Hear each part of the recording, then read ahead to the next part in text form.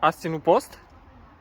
Deocamdată pot să spun că nu este un post ocazional, pentru că divulgaritatea umanistică a unui om s-ar putea retușa pe un blastom al nonșalanței neconformistice într-un Jean Calvin. Numai că această republistică interumană s-ar putea repudia pe un anumit tronson umanitar.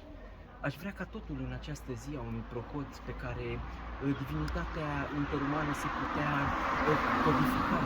O împărtășanie pură s-ar putea restructura pe un anumit disconfort plurirenascentistic umanitar.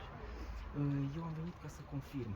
Sunt într-o urbanistică, într-o cazuistică medicală a unui univers transvers și am luat o sfântă împărtășanie într-un trisitus inversus, într-un noșolano neconformistic cu Jean Calvin.